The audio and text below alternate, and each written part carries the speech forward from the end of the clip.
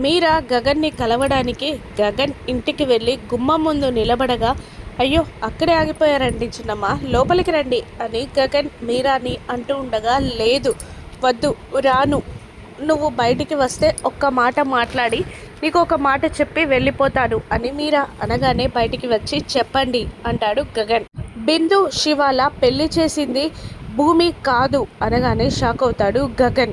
బిందు శివాల పెళ్లి చేసింది మా వదిన అని మీరా అనగానే గగన్ షాక్ అయిపోతాడు. నీ నుండి భూమిని దూరం చేయడానికి ఆ పెళ్లిని వాడుకుంది మా వదిన అంటూ గగన్కి ఒక వీడియో చూపిస్తుంది మీరా. ఆ వీడియోలో శివ బిందుల పెళ్ళిని భూమి ఆపేస్తుంది.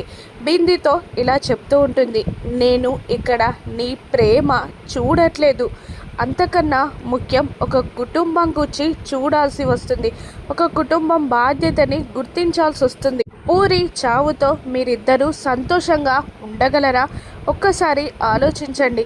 మీ ఇద్దరి పెళ్లి జరిగితే పూరి చచ్చిపోతుంది. అలా కాదని శివ బిందుని పెళ్లి చేసుకుంటే ఒక కుటుంబం అభిమానం గౌరవం నిలబడతాయి అని బిందుకి భూమి నచ్చజెప్పిన మాటలన్నీ ఆ వీడియోలో చూసిన గగన్ షాక్ అయిపోతాడు.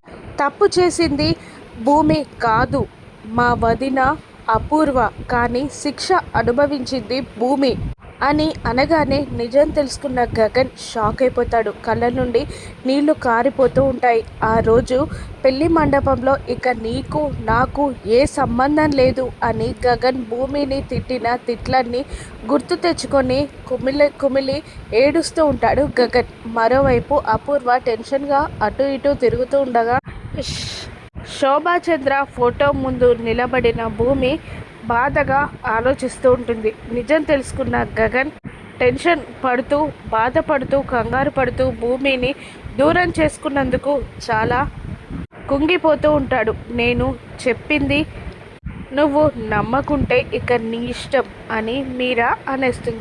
ఇప్పుడు గగన్ ఏం చేస్తాడు? తారాతో తనకి పెళ్లి ముహూర్తాలు పెట్టిస్తాడా? మళ్ళీ భూమిని దగ్గరగా తీయగలుగుతాడా? అసలు మీరా గగన్కి నిజం ఎందుకు చెప్పింది? రాను ఎపిసోడ్స్లో చూద్దాం. Thank you for watching.